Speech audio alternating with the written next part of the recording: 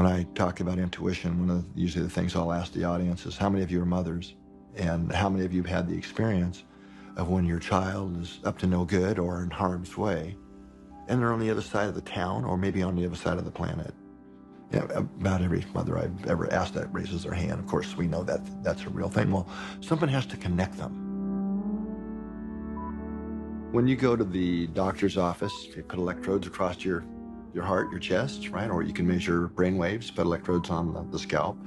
What you're measuring is current flow, the flow of electricity. That's why it's called the electrocardiogram. I mean, of course, the heart is the largest source of rhythmic electrical energy in the body by far. And we know from just basic physics that whenever you have a flow of electrical current, you create a magnetic field. Whenever the heart beats, you create a magnetic field. And it's interesting that in Oriental medicine, the heart is kind of the center of the energy system, and the brain is not even considered much in Oriental medicine compared to the West, where we think this is regulating it all. With today's magnetometers, you can measure the cardiac field, the field produced by the beating heart, about 3 feet from the body before you lose sensitivity. The field goes much farther, of course. That's just the sensitivity of the measuring instrument.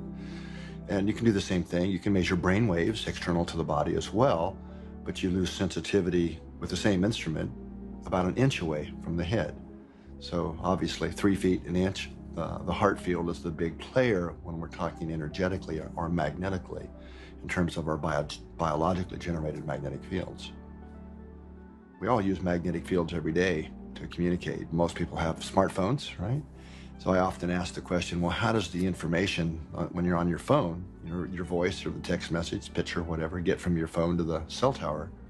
In this case, it's an electromagnetic field that carries that information from your phone to the cell tower, right? And phones work inside, right? So we know that, everybody knows that, but they don't necessarily think about it, but it's the magnetic component in particular that goes through the walls. You can even be in an elevator and your phone will work. When the heart beats, and that magnetic field easily goes right through the skin and radiates into the space around us. So we can think of this as our personal field environment. We're sending energy out into the universe that's impacting other living critters, other persons and animals and plants. You might say it's our auric field. For example, I watched the film Conversations with God, which has its uplifting moments and then its dramas of homelessness, etc. And I watched my emotions go on a roller coaster with our dynamic emotional detector. And with this detector, nothing is hooked on my body. I'm sitting 4, 5, 6 feet away from the detector. And so my auric field is affecting that detector, which is also shielded from all conventional energies. So that means human beings have an emotional field that goes out from the body that impacts other critters. And there are lots of support for this suggestion. So we were able to get 5 groups of 20 people in each group. It's not like they were studying in a room together for 30 days, meditating or something. They were going about their normal lives. We had one here in California, a group in Saudi Arabia, a group in Lithuania, a group in New Zealand, and one in the UK. They wore these devices for 30 days that record their heart rate variability, the beat-to-beat change in heart rate, which actually reflects the activity in their nervous system. The heart does not beat like a clock, ticks. If it does, that's not a well heart. That's a sick heart. The heart shows some level of variability in its beating pattern. It beats a little faster when you breathe in and a little slower when you breathe out. The greater the heart rate variability, the healthier the autonomic nervous system and the heart. And that's the most common way really to monitor stress, is through autonomic measures of heart rate variability. We organized for all of those groups globally to synchronize a time that they all did a 15-minute heart-based meditation, which we call a heart lock-in.